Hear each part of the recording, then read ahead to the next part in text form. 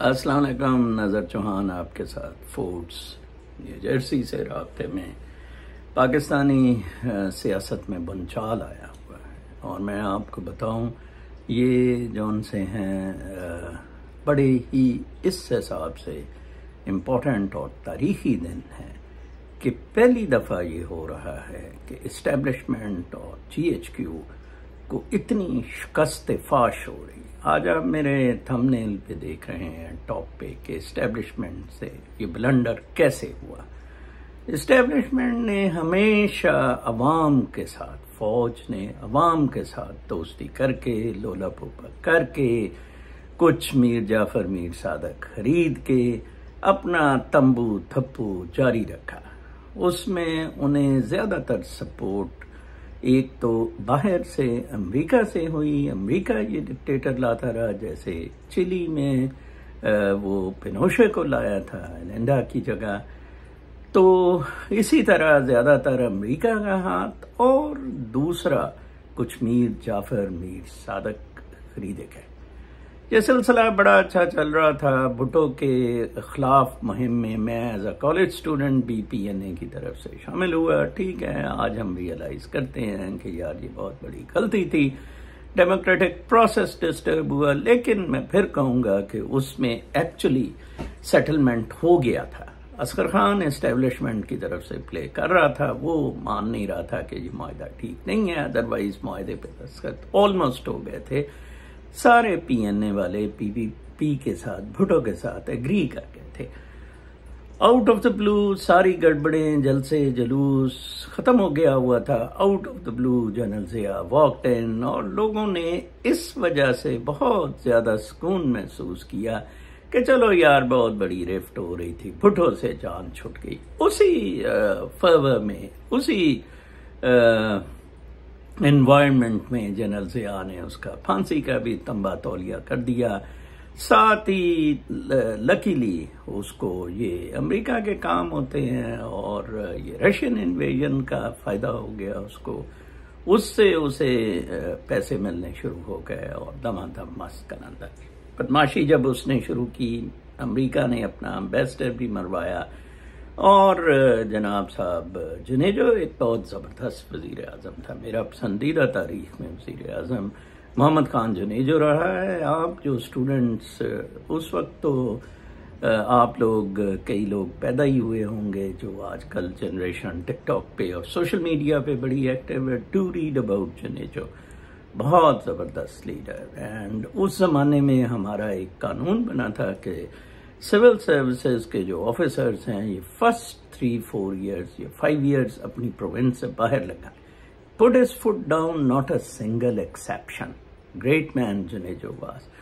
General Zia ने आओ देखा ना था उसे उतारा, फिर वही हुआ असलमबेग अमेरिका के साथ मिला और सारा वो नफरतें, और भुट्टो बेनज़ीर भुट्टो आ गई थी और उसको काफ़ी, और इधर एस्टेब्लिशमेंट ने गांडे को पालना शुरू किया, छांगा मांगा एंड ऑल दैट। फिर बेनज़ीर को चलने नहीं दिया गया, IJI गांडा फिर अपना सवार हो गया जनाब साहब, उतरते रहे, आते रहे, जाते रहे।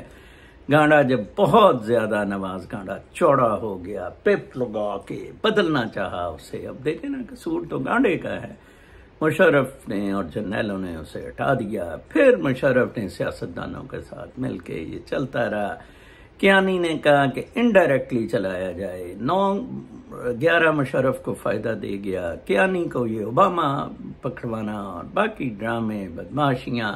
इमरान खान को हमेशा इस खेल से आउट रखा गया। 97 में भी मेरे 2-3 दोस्त थे जो MPA के लिए इलेक्शन लड़ रहे थे। या ऐसा ही बाकायदा कहती थी, आपको जी धेले का वोट नहीं पड़ना है, आप किस चक्कर में, आपको किसने कहा है कि आप जीतेंगे। इसी तरह 2008 में उससे बाइकआउट करवाया गया एंड डाक में रखा गया जब बेनज़ीर वाज असैसिनेटेड। देन फिर 2013 में 35 पंक्चर सबको पता है। 2018 में सेटलमेंट होता है एस्टेब्लिशमेंट का। इमरान खान सोचता है कि हमेशा ही नहीं ये मुझे आनंद देते, और बाजवा ने क्योंकि गांडे को पनामा से उतारा था, बाजवे ने कहा, इमरान खान की गलती हुई कि बाजवे ने कहा जी के हमारे बंदे अकोमोडेट करें। और उसने ये विनिंग, ये लोटे सारे जो उनसे लोटे हुए, जब ये चला रेजोल्यूशन पास हुआ, वो इनफैक्ट इनके नॉमिनी थे। Imran Khan should not have accepted. फिर आरटीएस बैठाया गया ताकि कलिशन में उसकी बंदे डाले। That was very terrible.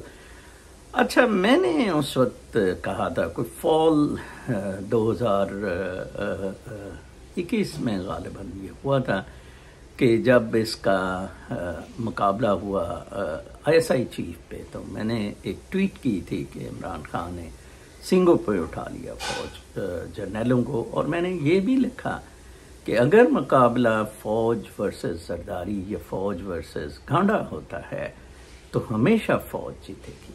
अगर मुकाबला फौज वर्सेस इमरान खान होता है, इमरान खान जीतेगा। वही हुआ। ये ब्लंडर है जिसका मैंने टॉप पे लिखा है। इनको ये पता ही नहीं था कि how popular Imran Khan is.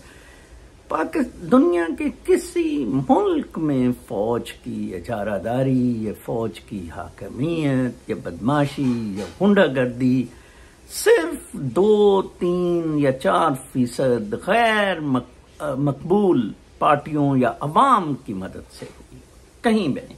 Niger में लेटली कू हुआ, लोगों ने झंडे लगाए, जर्नैल को जफ्फियां डाली, फ्रांस के लोगों को पैर फेंक दिया गया नाइजर से, और उन्होंने कहा जी देखते हैं यूरेनियम इधर से कैसे निकालते हैं। छुट्टी करा दी सबकी, लोगों ने वेलकम किया।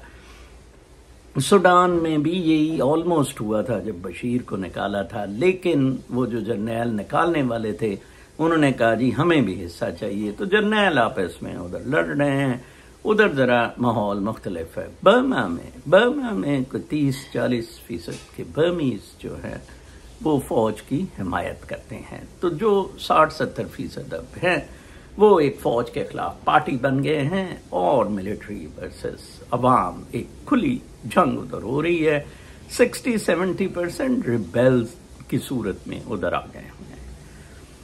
पाकिस्तान की सूरत में आप देखें कि 90% के करीब लोग, 90% are against military for the role फौज played in dethroning Imran Khan in इस धांधलियों में। आप देखें इतनी ढटाई के साथ, बदमाशी के साथ ये सारे काम आजकल 21वीं सदी में कर रहे हैं, जहां इनको ये इल्म नहीं था कि आजकल ज़राए अब्लाग लोगों के अंदर पाम ऑफ देयर हैंड्स हैं।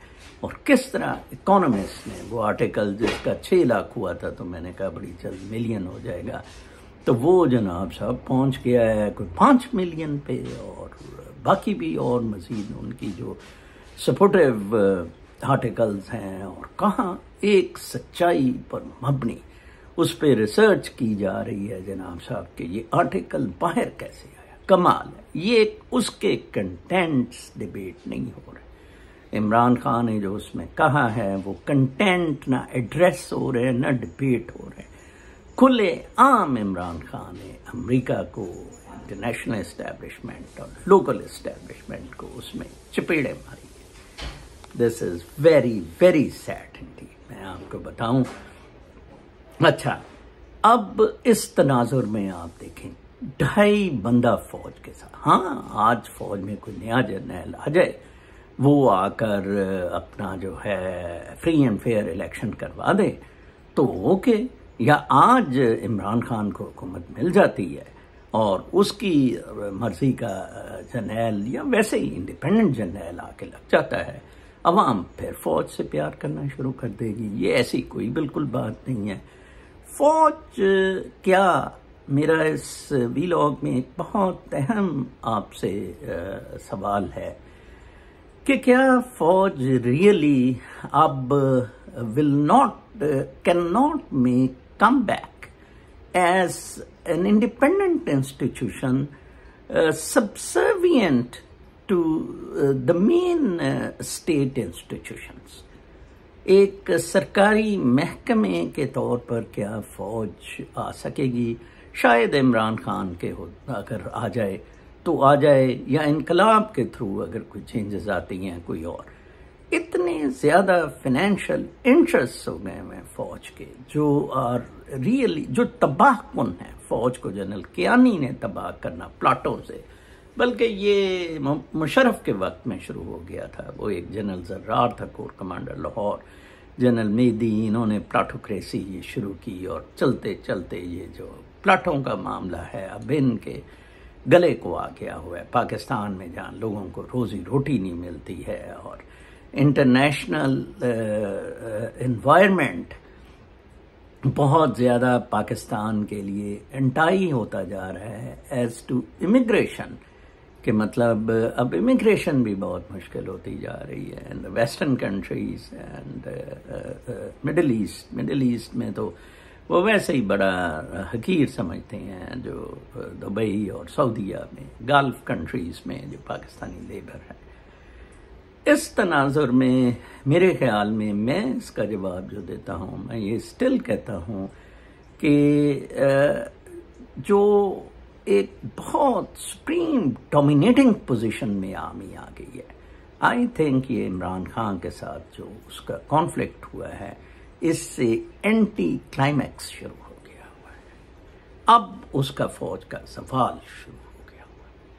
कितनी गालियां आप ये मेरी एक ट्वीट देख रहे हैं थंबनेल पे, मैं नहीं समझता था ये इतनी पसीराई लेगी, जुबान भी ऐसी इस्तेमाल की थी। देखें उसको 22,000 लोगों ने देखा, कोई 250-300 ने उसे ट्वीट किया। इतनी ज़्यादा मिलिट्री की नफरत है। आज जो जवाब कर दिए गए, सेक्रेटरी इलेक्शन कमीशन ने क्योंकि रिज़ाइन कर दी है, स्पेशल सेक्रेटरी ने जवाब दिया साइन करके, ओ हमने तो कुछ भी नहीं किया जी, और उसने तो बिल्कुल, और 75% PTI के कागजात एक्सेप्ट हो गए हुए हैं। इलेक्शन कमीशन आज जवाब में कह रहा है कि 75% शाह महमूद कुरैशी का मुल्तान से रिजेक्ट हो गया, उधर शिकारपुर या वहाँ कहीं जाके उसका एक्सेप्ट हुआ है, जहाँ से उसे वो हरा देंगे। ये जो उनसी सिंध की गवर्नमेंट है, और आरओस जहाँ डिप्टी कमिश्नर बने हुए हैं, और रऊफ टटी इंस्पेक्टर का ARO बना हुआ है। आप क्या एक्सपेक्ट कर सकते हैं अपने, लेकिन कुदरत ने तो ताकत छीन ली थी अलेक्जेंडर से, टैमरलैन से, गंजीज खान से, और ये कुदरत का एक अपना इंतज़ाम है।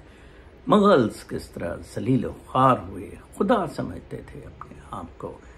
तो लिहाजा ये पाकिस्तानी फ़ौज, मुनीरा मिस्त्री ने एक अच्छा काम किया है कि ये फाइनली उस जो जवाल है उसमें बाजवा और मुनीरा मिस्त्री ने एक कलीदी किरदार अदा किया है। मैं बहुत खुश हूँ। अदरवाइज इमरान खान इनके नीचे लग के, ठीक है कुछ इमरान खान अपना इंटरनेशनल फ्रंट पे अच्छे काम कर रहा था, लेकिन locally I wasn't satisfied with massive corruption going on in Punjab and civil bureaucracy. Azam Khan वगैरह ये खुदा बने हुए, तो अच्छा हुआ इन सब से जान छुटी। इमरान खान को ज़्यादा पता लगा कौन दोस्त है कौन दुश्मन है, ये ब्यूरोक्रेसी कितनी बेकार है, और ये सारा गंद जो है इस सारे मामले में।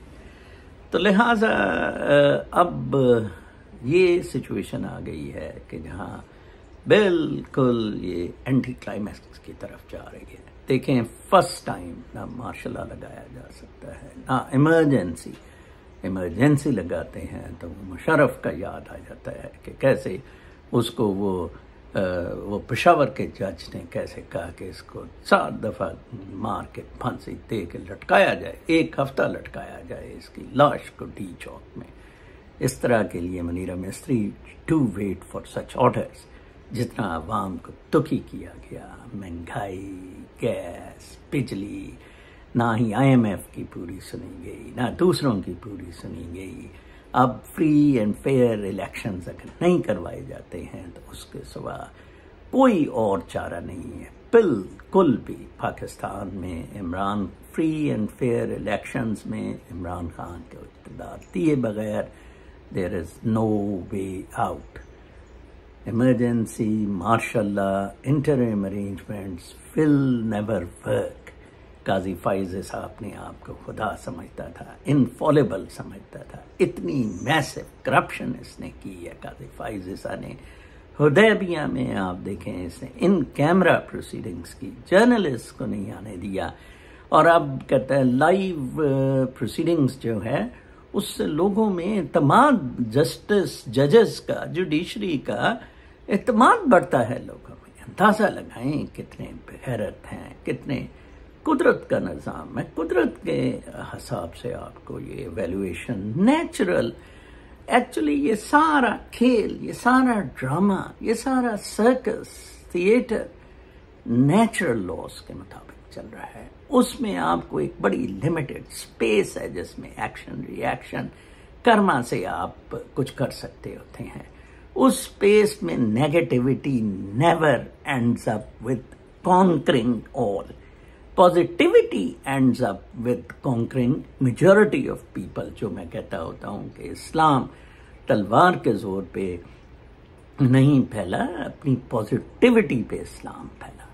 इस्लाम के जो कार्डिनल प्रिंसिपल्स थे और जो उस वक्त क्रिश्चियनडम में बेहूदगियां हो रही थी और पुराने कल्चर से जो गंद आ रहा था, एंटाई नेचर मामला थे, उनको चेंज यकसर इस्लाम ने अपने जस्टिस सिस्टम के साथ, जैसे तालिबान का जस्टिस सिस्टम बड़ा अप्रिशिएट किया जाता है, where as western common law jurisdictions जो हैं, कॉमन लॉ का सिस्टम बहुत पिट चुका हुआ है। और आप देख लें, उस उधर बड़ा डार्लिंग ऑफ एक्यूज्ड को डार्लिंग ऑफ द प्रोसिक्यूशन समझा जाता था। और ये वो अब आप देखें कि कहाँ वो भुट्टो का केस फिर लाते फिर रहे हैं। ठीक है ना जी, कितनी ज्यादती है, कितनी बदमाशी है, कितनी बेहयाई है।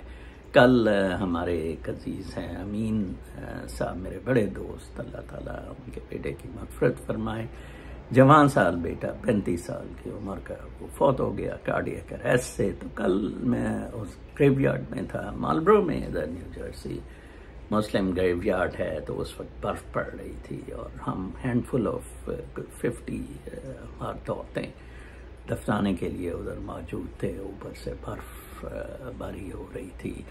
एंड क्या सीन था, I was thinking this is whole the life is, you see, and little we care about when we are alive here. और कहाँ हम अपनी 1.5 फुट की मस्जिद के लिए, 1.5 ईंट की मस्जिद के लिए किस तरह गर्दनें काटते हैं और क्या कुछ करते हैं।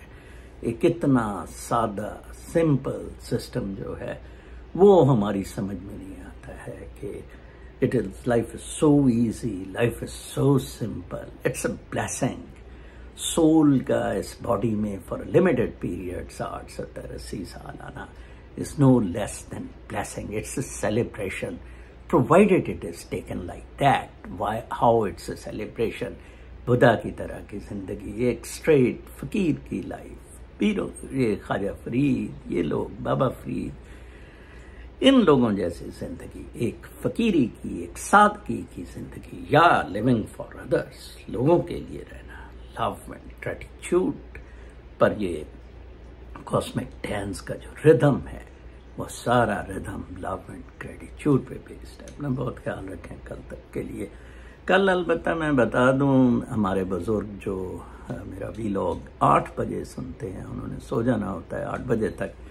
कल सुबह मेरी डॉक्टर्स अपॉइंटमेंट है तो कल मेरा वीलॉग लेट होगा, वेरी सॉरी फॉर दैट।